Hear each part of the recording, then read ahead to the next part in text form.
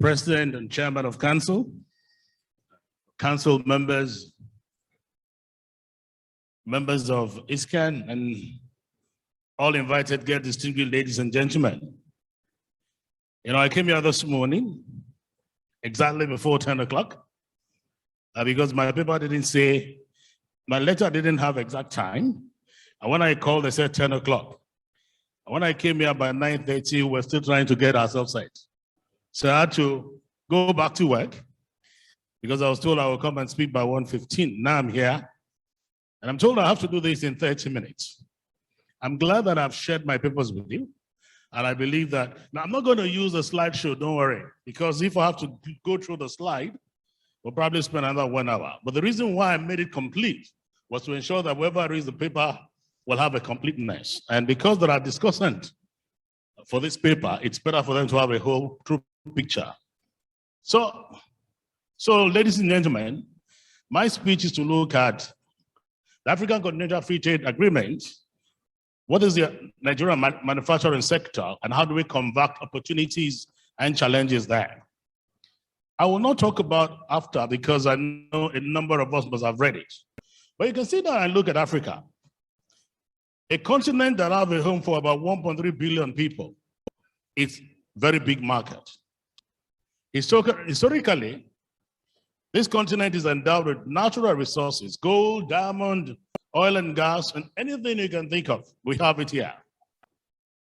And when you talk about transportation, it's the shipping gates to the world.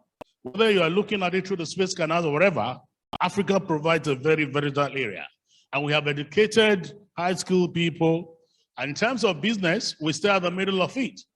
I mean, whether you are looking at it from America or you're looking at far East Asia, we are rightly positioned. But despite all these endowments, we are told that according to OECD 2021, 70% of the global poor resides in Africa. And Nigeria, yes, somebody was looking, I'm not sure, 70% of the global poor resides in Africa.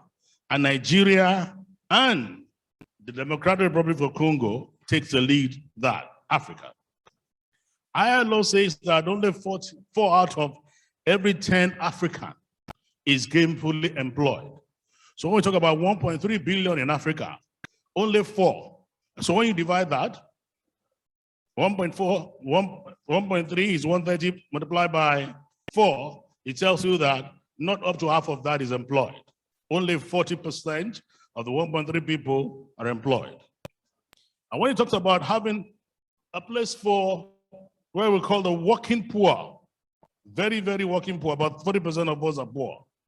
And you talk about infant mortality, about 5.2 million annual infant mortality rate, which is 50% of total world children. And these people die in sub-Saharan Africa. So how do you just oppose a continent that have all those resources, that have all those beautiful things that we talked about, and yet suffer these challenges? And that's why I believe that the leaders of Africa came together and say, look, let us not look at our very small areas. How can we look at the entire area and see how we can pull resources together and then be able to better the life of our citizenry? I'm sure that's what explains why the African Continental Free Trade Agreement has come together. Each time we talk about the history of the AFTA, we all remind ourselves that the declaration that led to this started in Lagos long ago. And it was the Lagos Accord discussion that they followed up to what ended up today. That was why a number of us were very, very reluctant when we were surprised when Nigeria wasn't going to sign. But we're saying the whole idea about how do we have a free trade area started from a discussion in Nigeria. And then we followed it up and we finished the discussion around ECOWAS. And ECOWAS is signed up and there's free movement of goods and services in Africa, in ECOWAS. Why are we not looking at it? So you find out that that exactly was why people say, why did Nigeria not ratify? But happily, December 3rd and 5th, 2020, we ratified and we disposed our instrument of ratification. Now, there are clear 8 objectives that AFTA want to achieve. And it's listed in my presentation, but I don't want to go into that because my focus area is to look at how can our manufacturing take advantage of that. And therefore, I'll start by saying, to many people, the AFCTA is an opportunity, and to others, it's a threat to the manufacturing sector. I know that many of the Manufacturers Association of Nigeria are still very cynical about the agreement. They had a 50th anniversary program just last week.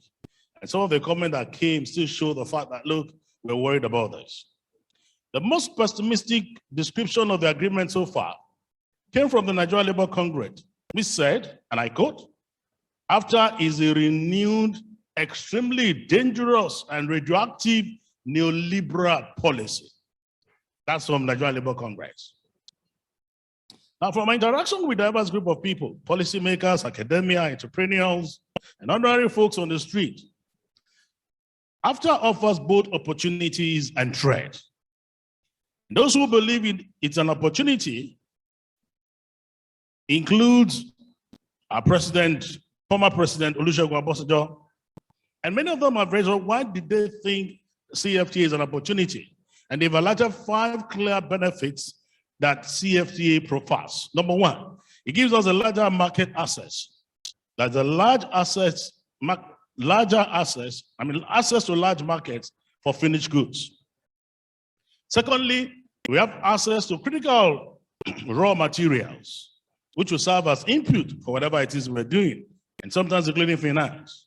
And thirdly, it gives us access to the wide array of talents that abounds in Africa.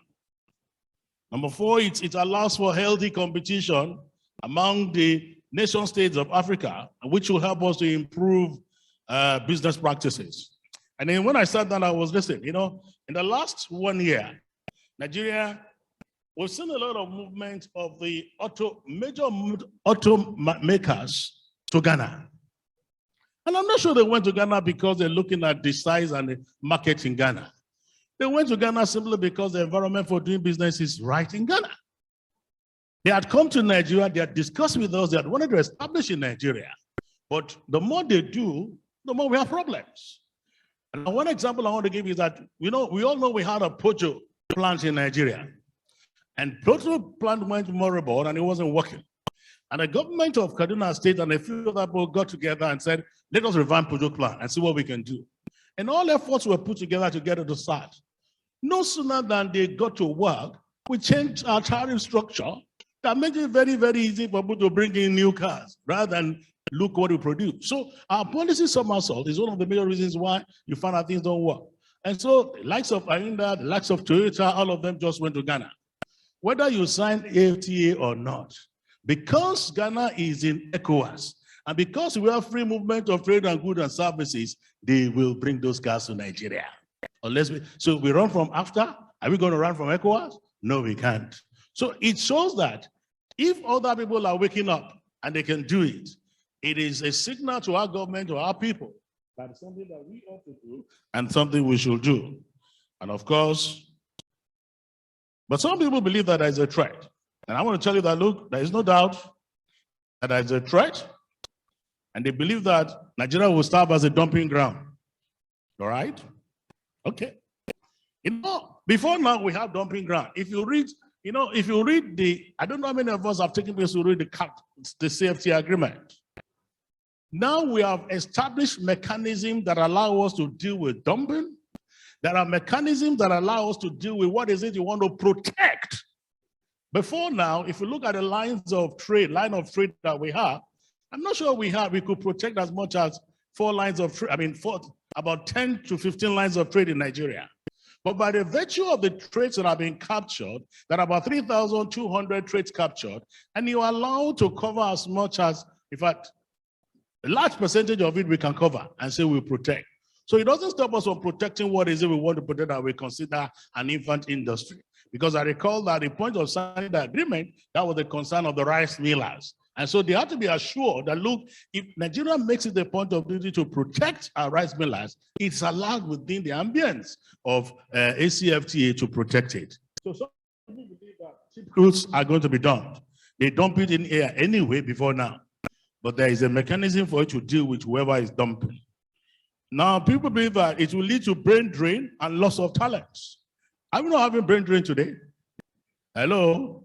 Our doctors are living in droves now, everywhere, and they're brain trained.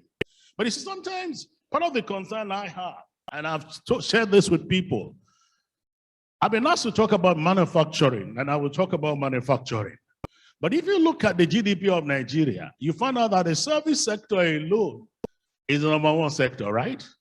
Manufacturing contributes less than 10% to our GDP today. Today, it's about 9.2, 9.3%. It's less than 10%.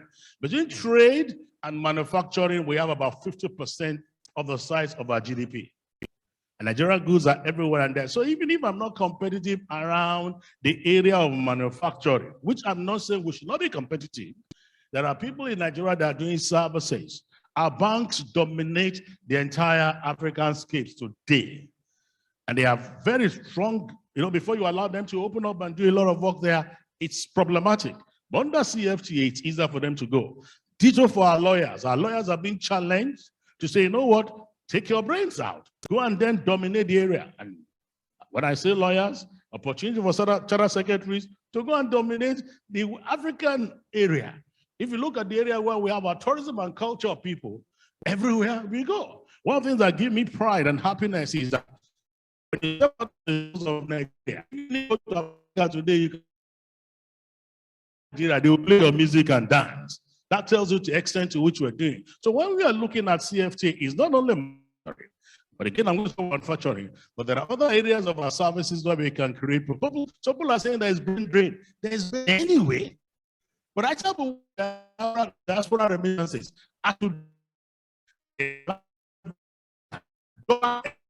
Nigeria.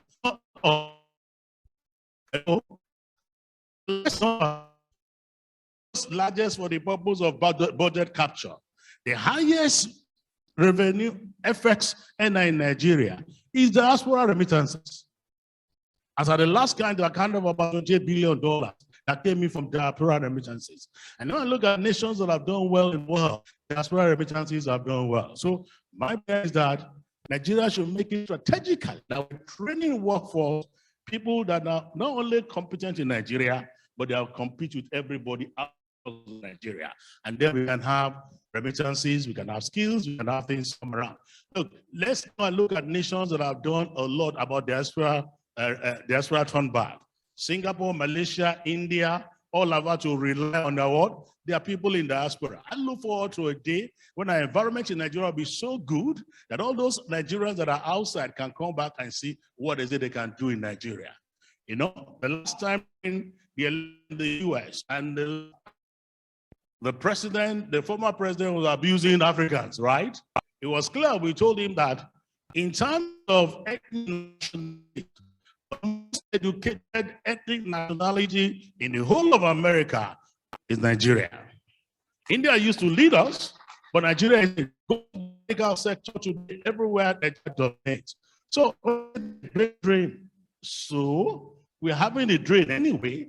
Let's train our people. Let's make our people fit. Let them meet our needs locally and let them go outside. After all, if projection says that by 2050, we'll be the third most populous nation in the world, my concern is not only to stop that, some people say, let's stop us growing. So if we not deal with population and our population is increasing, let us make the quality of the people we produce good enough so that they can not only work here, but they'll do what? They'll be able to walk across. After all, some of those economies, if you look at Europe, they're getting old, they will need young people. Let Nigerians be good enough to go there and bring them. So for those who look at trade, we consider that as a threat. So I've listed quite a number of threats. But my concern is not to look at trade, and I'm going to look at the performance of the manufacturing sector. Of course, we all know that our manufacturing sector has done very poorly, very, very poorly. I've told you in terms of the size of GDP, contracted from 9.8 to 28.8. In terms of the actual size, they're going down. Now, if you look at the Nigerian Bureau of Statistics Competition, they normally have 13 sectors that have grouped under manufacturing. Of these 13 sectors, only 3 of them account for 77% of what we call manufacturing today. There are 13 sectors, NBS, only 3. And which one are these 3? food, beverages, and tobacco, textile, apparel, and footwear, and cement. Those are the only three that account for 77% of the almost 10% we talk about. So it means that the entire 10 other areas are just classified and they're not doing much. Why are they not doing much? Those are the things we want to look at. What can be made for them to do better so that they are positioned and they can compete and they are relevant in CFTA?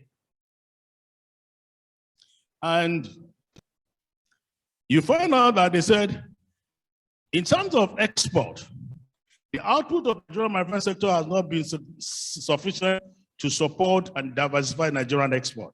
As of 2020, manufactured goods account for a meager 7.7% of total export. So what is it we export? Crude oil. Manufactured goods account for only 7.7%, and earning from oil export by 2020 were 11.5 times that of manufactured goods. Meanwhile, manufactured goods imports accounted for over 55% of total import by since 2018. So since 2018 to date, all the inputs we look at, what you input for manufacturing is about 55%. But when you talk about what is it we export, we only export a meager 8%. So it tells you that we're importing, we're not exporting. Maybe some of the things we're importing, if we did the right thing and we do real value chain analysis and do back integration, we'll solve our problem. So those are the challenges we have regarding to our manufacturing sector. And, you know, in preparing for this paper, I went to look at Deloitte run a paper. They call it Manufacturing Competitiveness Index. They do it for the entire world. So I decided to go and look at their latest one was done 2020. And there, only 3 African countries were included. They included Nigeria, Egypt, and South Africa. And we're the last out of those 3 countries. Where of the 40 countries looked at, we were number 38 in terms of how competitive is our manufacturing sector. So let me say that no doubt our manufacturing sector faces a number of challenges. Poor quality of infrastructure, ease of doing business is terrible. In fact, the manufacturers themselves did an exercise in 2020 by listing 12, and I have it for 2019 and 2020. What are the 12 most challenging difficulties you are facing as a manufacturer? And they listed all the 12 here. But you know what up there, the table last year, 2020? Number 1 is difficulty in sourcing effects, a multiple effect window. That's number 1 problem. It's not even power that we're talking about. How do we source money to buy effects? I was talking to one of my friends in the brewery industry, and I said, how is it now? He said, you want to hear the truth? He said, my blended rate for import is 522 naira to $1 because I don't get all I want from the window. So I need to buy from outside. So when you face all of those challenges, you then know the problem that they face. Number 2, of course, on their list this year is policies and all of you. And sometimes the list is there, and if they share, you will see. Now, I want to quickly look at 5 countries in the world that they call them the Mighty 5. The Mighty 5. They're not competing with the very top China, American, and co. But they are there.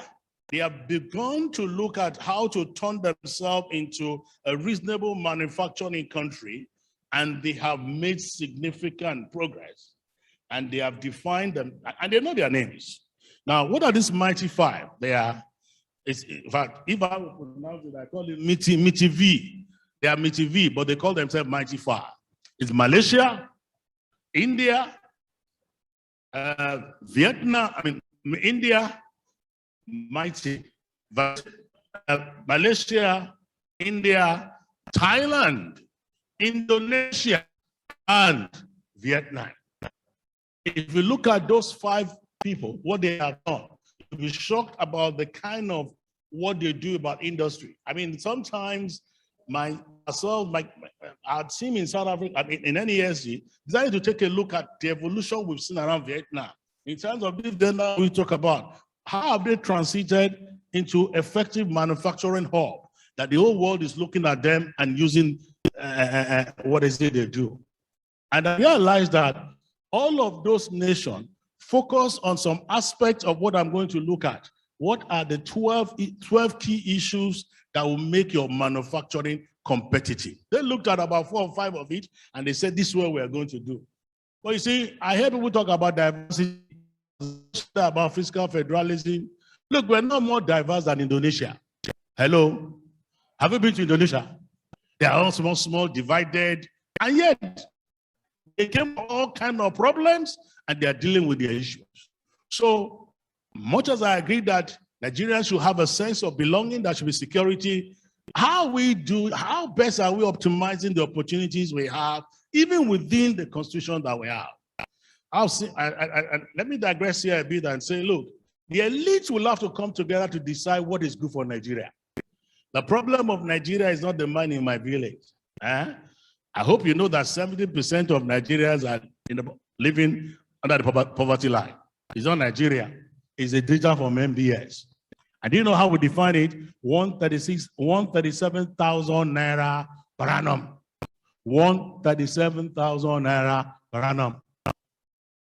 So if you are below, can somebody carry a calculator to calculate? Yes, I have done it. It's so sad.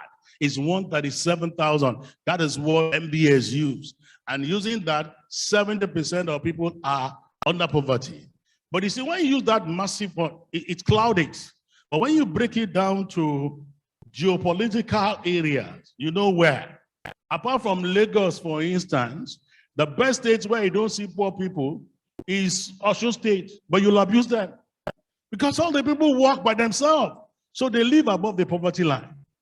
But that's, so you see, so when we say we are 240 million people, I say, what can they buy? Our ability to buy is not there. So what can we do to jumpstart the ability of people to do a number of work? Tell me. So let me then go and look at, so these mighty 5 people have identified key areas of the manufacturing sector that they need to pay attention to make them very competitive.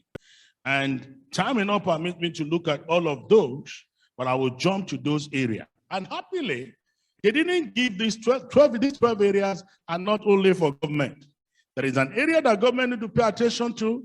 There's an area that private sector need to pay attention to. In most cases, when we work in NESG, that's why we say, don't blame only government. Let's blame ourselves, the private sector. And how can we come together? And those 12 drivers of competitiveness, which manufacturers in Nigeria need to address if we want to be competitive and take advantage of CFTA, are 1, talent. 2, cost competitiveness.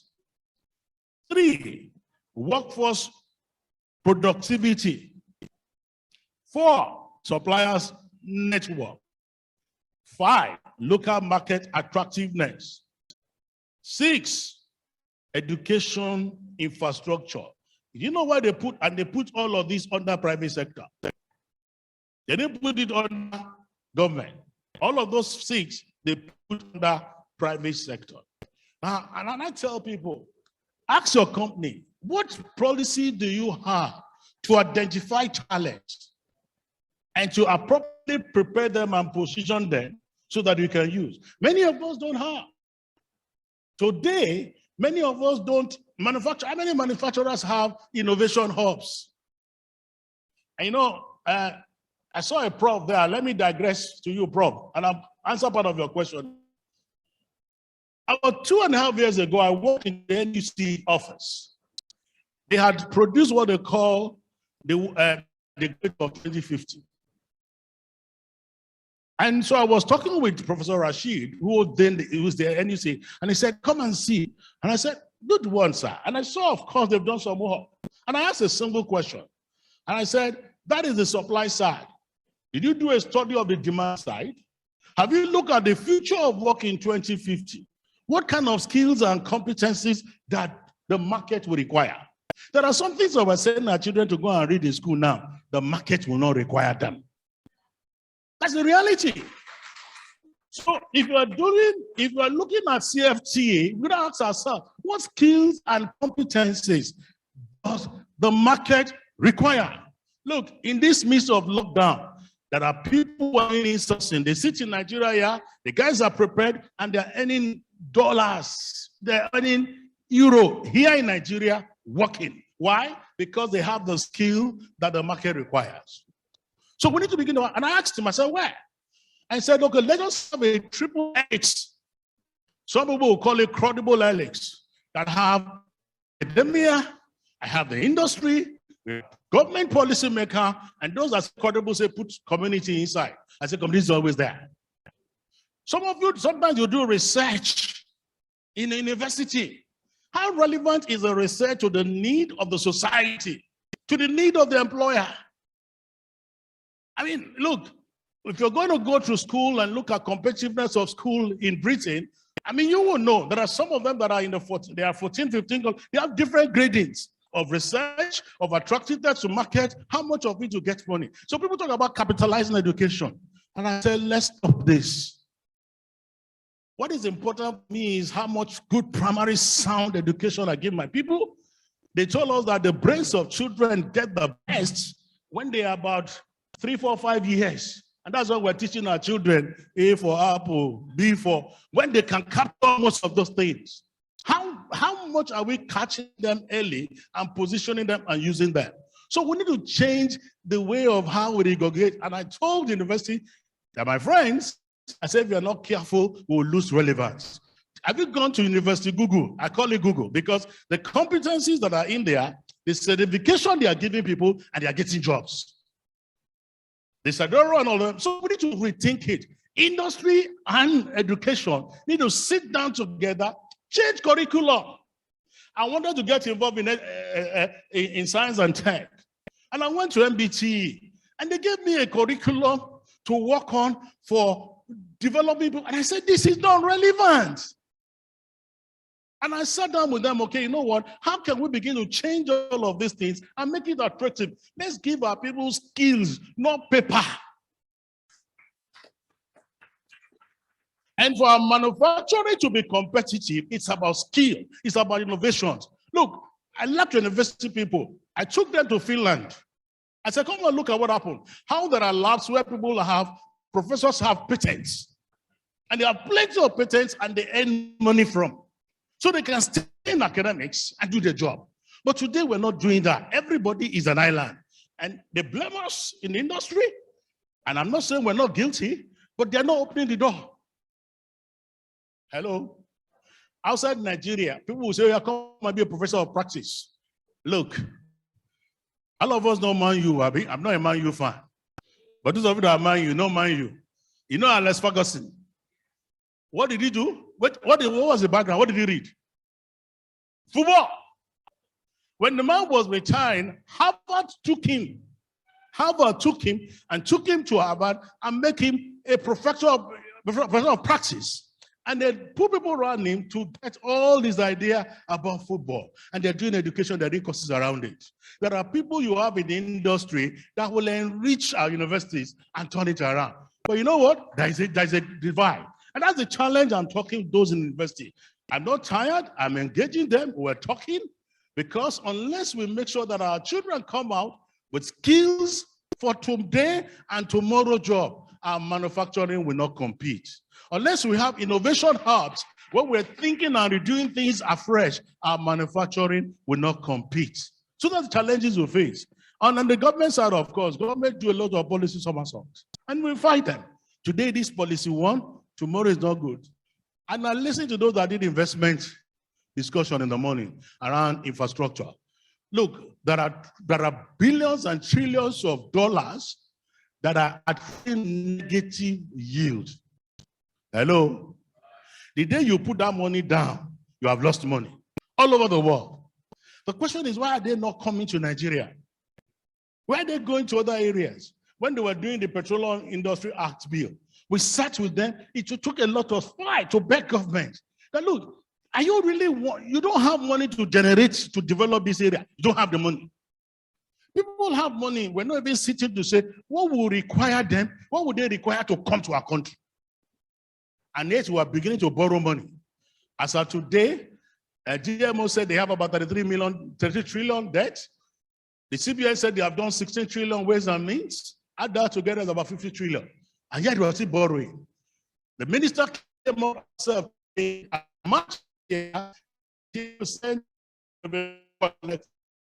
service debt. It is not sustainable. What are the things that make people to bring money? We need to have money. If investors want to know that you are, know that today you are there. If bringing money, is it 1, 2, or 5, 6, or what you don't? So the market. Inflation today is what? Most to joke with is because you know, look, all of us that say they say we are pensioner, we say we have because the word of God,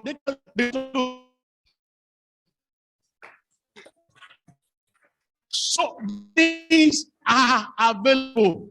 Our child attractive for them. No Nigeria,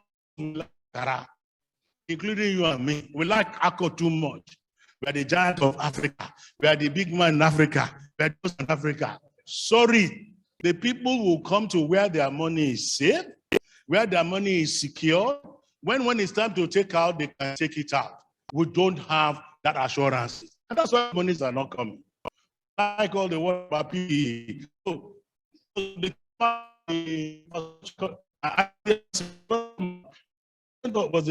Was a past foundation member of NESG. We did all those work. Today there's so much grammar, contradictory. My friends, all of you are lawyers, yeah. Arbitration, you go to court, it takes you 8, 9, 10 years to what is clear. So who will bring money? So we need to look at those areas, and that's why we are not making our manufacturing sectors to compete.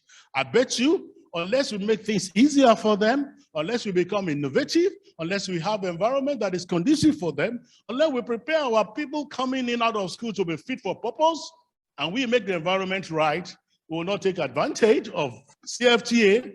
It is not a problem with CFTA. It is our policy choices and our decision as Nigerians. Today, me and you, elite, we're enjoying reduced dollar. We're enjoying reduced electricity. You say there is no electricity. Who? Do you know how much electricity is in Cotonou? Hello? Republic of Benin. They're paying for power. Hey. They're paying higher than we are. They're paying higher than we are for fuel. They're paying higher than we are for everything. And yet we complain. And we're borrowing money of our children unborn to take care of these things. We need to take tough decisions and be ready with it. Then and only then can we take advantage. Thank you, Mr. Moderator.